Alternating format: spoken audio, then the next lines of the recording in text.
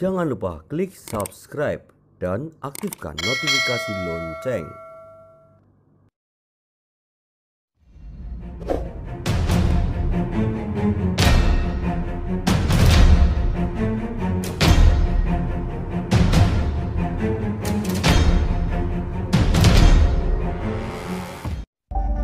Acara ini dipersembahkan oleh Pekam Rukyah Jogja, terapi syar'i sesuai sunnah Nabi, pengobatan medis dan non-medis, Jalan Luwanu 44 Yogyakarta, telepon 0823 1347 7172.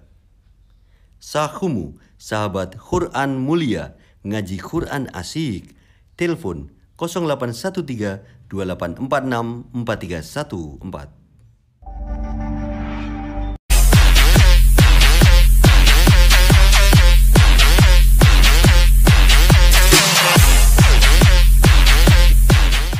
Apa? Loh, Kenapa? kamu tuh wah intisarinya itu loh, nek kamu belajar agama kudu ngerti. Ya, saya itu kan kemarin belajar agama kan cuma ikut-ikutan sama Mas Pur saya. Saya tuh kan yo enggak tadinya kan cuma yo ngeluntang lantung. Tapi kan iya. Mas Pur sudah mengajarkan saya ke jalan yang salah. Ya, ke jalan yang benar. Jalan yang benar dong saya tuh kena istilahnya nek di kampung itu loh, maaf loh itu saat iya. di kampung itu dari anak kecil, pemuda, tekan wong tua kabeh karo aku ki wedi. Wih, sebabnya Tau edan aku. ala kene edan apa wae Mas? Edan grimis gitu loh. Udan. Maksudnya ki ngajeni mergane aku ki iso menempatkan apa yang menjadi hak dan kewajiban mereka. Ngono lho. Misalnya, Loh, misalnya ketemu karo wong tua, kuwi kudu iso ade le serawung. Ketemu cah enom ya, ketemu wong tua kudu iso serawung karo wong tua, ketemu wong enom kudu iso serawung karo wong enom, ketemu cah cilik kudu serawung karo cah cilik. Kuwi kare dia ketemu wong edan. terus Ha iso serawung kaya wong edan iki. Lho, ngene lho. menghayati. Menghayati. Dadi ben ketemu sapa wae iki iso bercampur. Ngono lho. Ayo kuwi. Tapi semua itu intinya tuh ada dalam agama ya. Lah iya makanya belajar agama kok aja setengah-setengah kabeh dipelajari, ojo mudah menyimpulkan. Kudu ngerti misalnya kowe ngaji, iki artine apa to? Terus Mas pun ngerti. Lho Mas Iwan. Ha kok ya ora ngerti. Aku ki sapa to tak? Lah sopo? Nang Krapyak 5 tahun aku. Loh, ngaji. Dol cendol. Lho ya nganu belajar no, taraf belajar nek saya. Ya aku ya ora ngerti-ngerti banget. Ini ya sak ora-orane wis nganu sithik-sithik iki ya ngerti. Wong nek mengerti tentang agama, hidupnya tenang. Ois. Takono. Takon piye? Lho, sing kira-kira keluhan uripmu apa? Omong. Aku ki anu Mas, persoalan hidup Ngerti? iki. Nah, Jodoh mesti. piye kuwi? Jodohmu ki wis cerak. Loh, terus Ning sing wedok ora gelem nyerak. nah, Dadi ra bakal ketemu. Ngono lho. ayo kuwi. Lah angele ketemu Mas. Terus Kan angele ketemu. Angele ketemu. Aku ki mbiyen duwe pacar ki angele ketemu. Terus Ya kuwi angger aku mlebu, ayahe mlebu, kono prei. Kono prei aku sing mlebu. Lah pas dino Minggu kuwi bareng-bareng prei. kono prei kowe Aku prei. tetep ra iso ketemu. Mergane. Bojone kono ono. Wah. Pikiranmu lho, kok ya isih kok ngono kok ya tak Lah ya Mas Pur sing ngajari to. SD pasangan ki Ojo ya. Ya wis tak ojo sampai ngerti. Maksudnya ojo nganti dilakoni. Dosa kuwi. Salah ya salah. Ya wis kok tak tinggalkan lah. Wah, kuwi apik. Heeh. Nek kok takon karo Dik Setiawan, Nah, dia iya. rada ngerti ya. Nah, ya kita ini kan TTS, teman-temannya Setiawan. Weh. Iya ya. iya. Dadi ben awake dhewe iki kabeh kan rata, ilmu agamane kan rata. Heeh. Kowe ngerti, Heeh. aku rada ngerti, dhek ngerti banget. Ngerti banget Nek dikombain, kuwi kan dadi lengkap. Dadi komplit. Assalamualaikum. Weh. Dari mana ini, Mas? Dari situ. Lho, kok dari situ lho. Ini kan Ngobrol apa wae tadi? nah, iya, tadi tentang ilmu agama. Ya ini loh. bagus. Jadi apa yang intisarinya agama itu loh. Jadi Lah kan yo akhlak-akhlak itu loh terutama itu loh kan. seperti ya itu. kalau mau tahu tentang agama kan biasanya tentang Al-Qur'an dan hadis. Nah, toh. ya, di situ. Nah, sementara ini kan semua kan istilah Al-Qur'an itu kan kalau nggak salah itu merupakan petunjuk bagi manusia. Nah, tapi kita kadang yo mau bingung Lah, iya. harus gimana terhadap Al-Qur'an. Ya, emang Terus kayak gitu. nek belajar itu ojo dhewe. Ini Nah, Kudu didampingi wong sing ngerti. paham. Nek kowe belajar dhewe kan ilmu agama Iya. lho dhuwur to Iya, iya. kan. Kowe nek belajar dhewe njur kowe mudah menyimpulkan, menghakimi. Kowe salah, kowe dosa. Itu tidak boleh. hebat ya. Lho saya. Kadang selama ini kan kita belajar kuncinya hanya di Google, hanya di YouTube ya. Tanpa pendamping sehingga kadang-kala kalau kita salah informasi bisa bahaya itu. Nah, iya, nanti kita malah iso golek dadan liyane kan. Nah, itu. kan repot. Belajar wae ono pendamping. Heeh. Kowe ora. Nah, Oh iya. sandal jepit berpasangan kok kowe ora. Aku ora wong ilang sijine. Oh iya.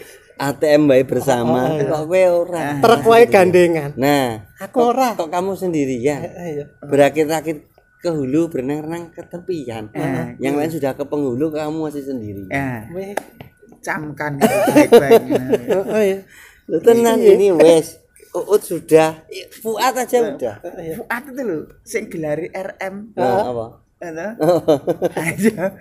Kan Sudah. Mas Fuad secara face kan karo Mas Kalau kan kan Panto udah. pantau payu lho. Berapa? Itu lho. Aku ora.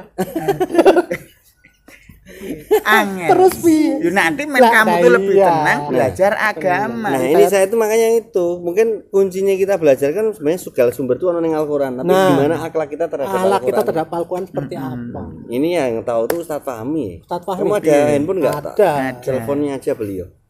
Nanti kita ngobrol sama beliau aja. Coba Dia lebih detail. di nganu.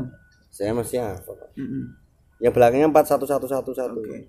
Coba. Coba nih. On the way Jogja itu tulisannya. Lo, Belum tak kirim. OTW Jogja lo. Oh, iya kamu ya. Heeh. Assalamualaikum Ustaz. Iya. Ya Ustaz, ini mau konsultasi ya? Sharing. Sharing. Sama Mas Iwan sama Mas Pur mau ke sini Ustaz. Iya, saya ke sini Ustaz. Iya, kita tunggu ya Ustaz ya. Iya. Iya, matur nuwun. Assalamualaikum. Oh, ya ditunggu Sudah ini. ditunggu. On the way Jogja kok. Ini. Oh, iya, On the way Jogja. Nih, nanti kita ketemu bareng kalau yang ini ya. Iya toh? Kan beliau dari daerah Solo, hitung-hitungannya. Ya wes kita tunggu ya Ustaz Fahmi.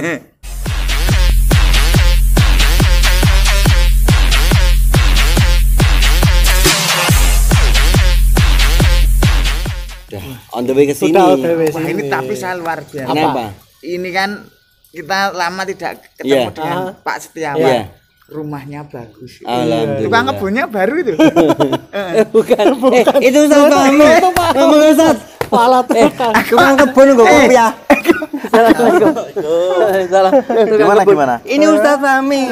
Aku di kebun. Di kebun. Makani burung. Makanya burung di sini. Iya.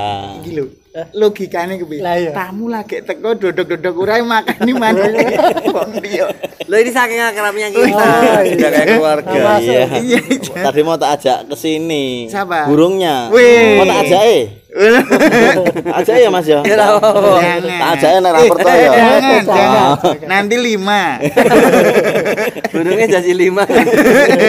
Nanti sudah di situ ada Koleksi meliman di kan bawah sini. koleksinya banyak. Iya, iya. Gitu loh. Oke. Tuh yang mau tanya sekarang kan Ustaz Fahmi, mau beliau ada. Mas Iwan. Iya, ini tanya tentang akhlak. Jodoh. Akhlak dalam Al-Quran nih, Akhlak Pak. terhadap Al-Qur'an. Akhlak terhadap Al-Quran. iya. Ini sikap seperti apa yang sepatutnya? Apa ini? Ya, apa. Semangat tenan. Lah, iya. Ini tapi ngomong gini, teman-teman. Jadi kita ini kan sudah besar semuanya. Iya. Sudah nikah semua. Gak ngerti. Gak ngerti. Tak benak nih. Lego lungguh iki lho. Iki penting masalahnya. Ganti bledal lho. Ganti bledal. Nah, besar Iya. semua harus Nah, bledal lambene. kita kan sudah keluarga semua yang sudah, ya, yang sudah.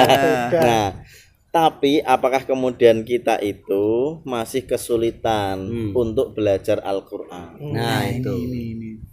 Entah ndak sempat, entah males dan sebagainya, sehingga kita sama sekali sebagai seorang muslim ndak pernah berinteraksi sama Al-Qur'an, ndak punya adab dengan Al-Qur'an, ndak punya etika dengan Al-Qur'an, kita kurang berakhlak dengan Al-Qur'an.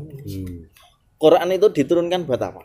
Buat apa, Pak? Diturunkan buat apa? Nah, buat apa? Diturunkan buat Iya, apa?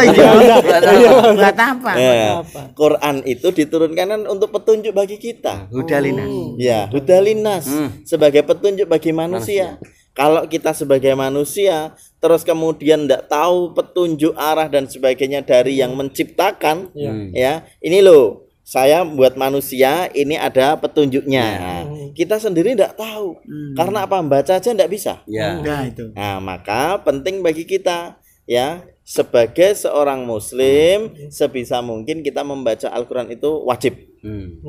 Bisa, harus bisa. Ya. Yang belum bisa harus belajar karena tidak ada kata terlambat. Ya.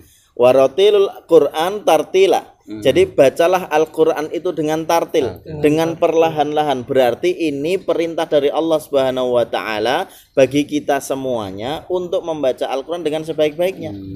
Lah saya udah bisa kok membaca Al-Qur'an, misalkan Al-Ikhlas. Qul huwallahu ahad, Allahus samad, lam yalid wa lam yulad wa lam yakul lahu kufuwan ahad. Hanya semacam itu saja. Tapi tidak pernah kita tartilkan, berarti kita tidak beradab, tidak memiliki akhlak, tidak memperbaiki akhlak interaksi kita dengan Al-Qur'an. Apakah dosa? Bisa jadi dosa. Ya. Bisa jadi dosa karena membaca Al-Qur'an dengan tartil itu hukumnya wajib ain. Bagi siapa saja yang membaca harus tartil. Wah, kalau gitu ndak usah baca saja daripada saya dosa baca Quran. Bukan gitu.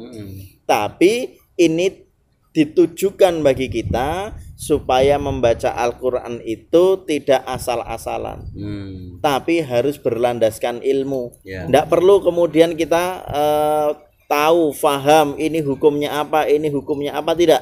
Tapi yang penting bacanya benar. Ya, misalkan contoh anak kecil usia SD boleh jadi dia qiraahnya bagus. Juara di kecamatan, juara di kabupaten, tapi ketika ditanya ini hukumnya apa, belum tentu tahu. Nah, itu. Iya itu, Pak. Tidak masalah. Nggak apa-apa. Karena mengetahui ilmu tajwid itu adalah wajib kifayah. Sementara membaca dengan tartil wajib ain. Nah, masing-masing tidak bisa digantikan yang lainnya. Seperti sholat, kita ini wajib ain, tidak bisa Mas Pur sudah sholat, saya tidak sholat, tidak apa-apa, tidak bisa. Tapi semua di antara kita ini wajib untuk ruku', wajib untuk sujud kepada Allah Subhanahu wa taala. Jadi akhlak kita kepada Al-Qur'an yang pertama adalah membaca dengan tartil. Kita dituntut untuk belajar di sana, serius di sana. Kalau belum bisa latihan, kalau belum bisa bertanya, kalau belum bisa latihan terus. Karena yang namanya membaca Quran dengan tartil itu adalah kebiasaan. Ada orang yang tidak bisa mengucapkan fa, fi gitu ya, bisanya pi misalkan. Tidak pakai F tapi pakai P misalkan, semacam itu. Latihan terus, maka insya Allah akan bisa. Dan Allah akan mengetahui betul orang ini bisa atau tidak. Orang ini sudah memaksimalkan atau belum. Kalau sudah kita maksimalkan dan tidak bisa, kita serahkan sama Allah. Maksudnya diserahkan sama Allah, urusannya ini ya Allah, yang penting saya sudah memaksimalkan. Saya tidak ada unsur menyengaja, saya tidak ada unsur malas di dalam belajar untuk menyempurnakan bacaan saya. Ini akhlak yang pertama, membaca Al-Qur'an dengan tartil, dengan perlahan, dengan membaguskan dan sebagainya. Kemudian yang kedua, bagaimana kita berusaha untuk menghafalkannya. Ya, nanti di surga itu Allah Subhanahu wa taala memberikan sesuatu yang namanya surga ini kepada siapapun yang mau masuk ke dalam surga. Tetapi bagi para pembaca Al-Qur'an, bagi para penghafal Al-Qur'an, mereka memiliki tingkatan masing-masing. Semakin tinggi surga seseorang, ini salah satunya ditinggikan dengan semakin banyak hafalan Qur'annya. Ya, makanya kita jangan kalah ya. Misalkan sama anak-anak kita, adik-adik TPA kita, jangan sampai kalah. Kita hafalnya cuma 3 kul. Al-Falaq, Al-Ikhlas, Anas. Nah, kan yang dipakai untuk sholat wajibkan hanya 2. Ya. Nah, subuh cuma baca 2 kali surat pilihannya, zuhur juga demikian. Akhirnya kemudian kita hanya menghafalkan 3 surat itu saja. Jangan. Ya. Tambah minimal kita juz 30 itu sudah hafal, syukur ditambah juz 29 dan selanjutnya. Atau kemudian kita mau menghafal ayat-ayat favorit di awal-awal surat atau kemudian di akhir-akhir surat, awal-awal juz dan sebagainya, silahkan. Tetapi salah satu bentuk akhlak kita kepada Al-Quran menghafalkan. Kita hafalkan, kita murojaahi, kita ulang-ulang setiap harinya. Semakin hafal kita, semakin bertambah hafalan kita, maka insya Allah nanti kita akan ditinggikan oleh Allah Subhanahu Wa Taala di dalam surganya. Ini berkenaan dengan menghafal Al-Quran sebagai bagian dari akhlak kita terhadap Al-Quran. Nanti kita lanjut lagi Ustadz. Pemirsa, ini masih banyak yang akan kita bahas di sesi selanjutnya, ngobrol dengan Ustadz Fahmi terkait bagaimana akhlak kita terhadap Al-Quran. Kita akan balik lagi setelah yang berikut.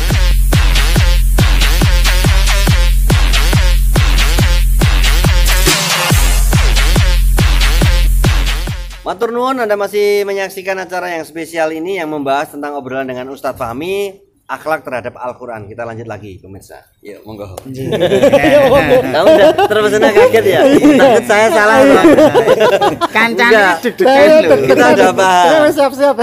Sekali gini. Takut dikira acara lain. Nanti ustaznya juga jauh gini. Lanjutkan? Ya lanjutkan. Lanjutkan? Ya, Lanjutkan ya, Mas, ya. lanjutkan. Dan diobrolkan dari awal lagi. Nanti biar pemirsa yang tadi baru aja gabung biar tahu akhlak kita terhadap Al-Quran apa aja. Pemirsa yang dimuliakan oleh Allah Subhanahu Wa Taala. Jadi tadi kita sudah menyinggung bagaimana kita memiliki akhlak terhadap Al-Quran, adab atau etika kita kepada Al-Quran. Itu salah satunya adalah membaca dengan tartil. Sebagai wajib ain, kewajiban masing-masing pribadi. Jangan sampai kemudian saya sudah cukup membaca seperti ini, sudah pantas dan sebagainya. Padahal ketika dia menjadi imam, makmumnya ada yang lebih pinter, aduh ndak enak didengarkan, misalkan semacam itu. Enggak pede Mas. Enggak pede ya, peteng dedet ya. Atau kemudian yang kedua, usahakan untuk menghafalkannya. Ya tadi saya singgung, jangan sampai kemudian hafalannya kita itu hanya Al-Ikhlas, Anas, Al-Falaq saja, tapi tambah dengan yang lainnya. Berikutnya pemirsa dan teman-teman semuanya, bagaimana kita berinteraksi dengan Al-Quran ini memiliki akhlak, yaitu mentadaburinya. Mentadaburi itu tidak hanya sekedar membaca terjemahnya, ini bagian dari tadabur. Tapi bagaimana kemudian kita mengenal bahwasannya ayat ini turun karena apa? Ya, oh ternyata riwayatnya demikian, ya ada peristiwa yang seperti ini. Nah, kalau kemudian kita bisa mampu merasakan ya bagaimana ayat itu diturunkan oleh Allah Subhanahu Wa Taala, memberikan pelajaran kepada manusia seperti apa, maka itu pun akan mempengaruhi perilaku kita. Akan mempengaruhi perilaku kita. Karena apa? Orang akan dihukum oleh Allah demikian misalkan. Gara-gara dia melakukan kemaksiatan kepada Allah seperti ini. Ya, bagi orang-orang yang kemudian mendurhakai nabinya, Allah akan hancurkan dengan ditimpa batu dan sebagainya. Kita pun juga seperti itu, jangan sampai kemudian kita ini mendurhakai Rasulullah, merendahkan ajarannya Rasulullah. Karena apa? Boleh jadi azab yang ditimpakan umat terdahulu itu akan ditimpakan kepada kita. Bagaimana kemudian negeri ini oleh Allah Subhanahu Wa Taala dijaga kemakmurannya. Oh, karena beriman dan bertakwa kepada Allah, maka kita akan bersikap demikian, Mas Pur. Kita menjadi orang-orang yang beriman dan bertakwa kepada Allah. Masing-masing pribadi, ayo Mas Iman, kita beriman kepada Allah, kita bertakwa kepada Allah. Loh, kenapa? Supaya negeri ini dimakmurkan oleh Allah, supaya negeri ini dicukupi oleh Allah dan sebagainya. Ini berawal dari mentadaburi, ya, dari mentadaburi ayat-ayat Al-Quran tersebut.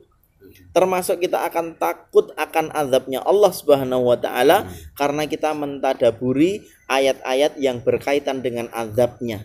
Berarti gini maksudnya, ketika kita mentadaburi Al-Quran, berarti kita bisa menghilangkan yang buruk untuk menjadi yang baik. Bisa jadi seperti itu ya. Sesuatu yang buruk kita tinggalkan, kemudian yang baik kita semangati untuk kita amalkan.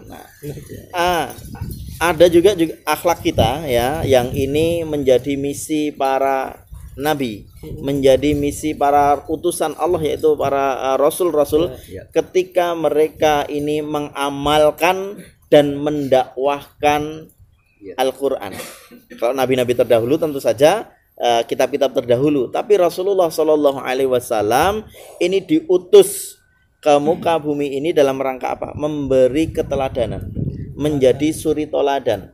Tidak hanya kemudian bagaimana saya memiliki perilaku kepada tetangga, kepada anak yatim, kepada orang yang berilmu, bagaimana adabnya, bagaimana kemudian aturan mendirikan sholat, bagaimana kemudian aturan wudhu dan sebagainya. Ini telah dicontohkan oleh Rasulullah. Tetapi tidak hanya cukup seperti itu, karena orang yang belajar Al-Quran, mentadaburi Al-Quran hanya dalam rangka untuk amalannya sendiri, ini sebenarnya sudah menyelamatkan. Tetapi alangkah mulianya ketika kemudian kita mendakwahkannya, ngajak, menyeru, mengingatkan yang lainnya. Supaya apa? Supaya menjauhi yang buruk, mengambil yang baik. Beramar ma'ruf nahi mungkar, mencegah sesuatu yang mendatangkan kemadharatan, mencegah sesuatu yang mendatangkan murka Allah, menuju kepada sesuatu yang mendatangkan ridhonya Allah. Gatel Mas Pur. Iya. Ini. Atau lapar Mas Pur. Tak terangkan malah gitu aja. Ya enggak kayak. Apa mau mengamalkan Qur'annya sekarang? Iya.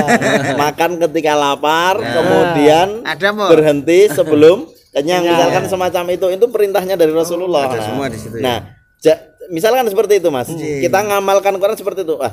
Kulu wasrabu wala tusrifu, makan, minum tapi jangan melampaui batas. Oh, berarti saya boleh makan dan minum secukupnya. Kapan waktunya? Rasulullah memberikan contoh, ya. Saya makan, Rasulullah itu makan ketika sudah muncul rasa laparnya. Dan beliau ini berhenti sebelum kenyang. Qurannya sinkron, makan minum boleh, tapi jangan melampaui batas.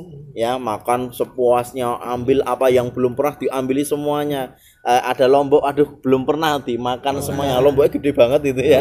Misalkan semacam itu belum pernah, akhirnya dimakan, menjadi madarat semacam itu. Jadi teman-teman semuanya, mari saat ini kita